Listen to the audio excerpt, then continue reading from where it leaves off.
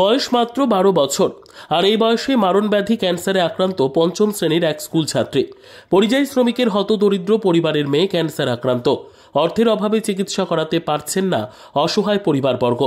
এই খবর জানতে পেরে সেই অসহায় পরিবারবর্গের পাশে দাঁড়িয়ে সাহায্য সহযোগিতার আশ্বাস দিলেন রাজ্যের মন্ত্রী সাবিনা ইয়াসমিন। সোমবার রাতে মন্ত্রী সাবিনা ইয়াসমিনের এমনই মানবিক রূপ চাক্ষুষ করলেন মালদার কালিয়াচক 2 নম্বর ব্লকের পঞ্চানন্দপুর 2 নম্বর অঞ্চলের সুদলান টোলার বাসিন্দারা।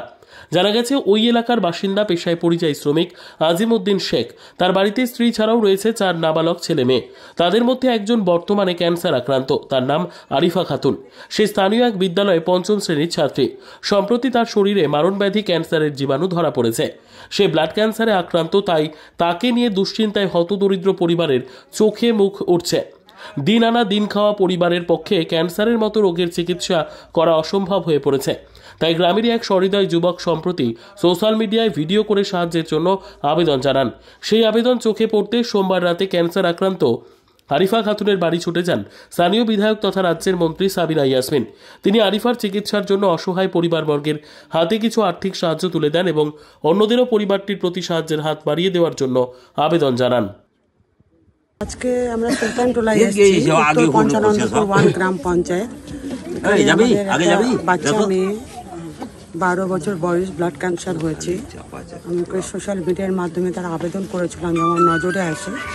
আজকে আমরা এখানে তাকে দেখতে এসেছি এবং সব রকমেরই আমরা যতটুকু সম্ভব আমার দ্বারা চেষ্টা করব সহযোগিতা করার। এবং আরও একটা আমাদের সহকর্মী, একসঙ্গে আমরা কাজ করি, আমাদের তৃণমূলের নেতৃত্ব দিচ্ছে মুকুলদা, তার দিদিরও এখানে ক্যান্সার হয়েছে। তো ফলে ক্যান্সার এমন একটা মারণযোগ্য ব্যাধি যে সত্যিকারে যে বাড়িতে হয় তারাই বোঝে। তো আমরা তো চেষ্টা করবই, আমিও চেষ্টা করব যে সহযোগিতা করা, এবং আপনাদের মাধ্যমে সোশ্যাল মিডিয়ার মাধ্যমে আমি আপনাদেরকেও চেষ্টা করব যার যতটুকু ক্ষমতা যেন এই পরিবারের পাশে দাঁড়ায়, যেন সে ট্রিটমেন্ট করাতে পারে, যতদিন বেঁচে থাকবে যেন সুস্থভাবে একটু বেঁচে থাকে। তো সকলকেই এরকম বহু লোক আছে যারা গরিব মানুষের পাশে বা এরকম অসহায় পরিবারের পাশে দাঁড়ায়। তো আমি তাদেরকে অনুরোধ করব যে একটু পরিবারের পাশে সকলে দাঁড়ান।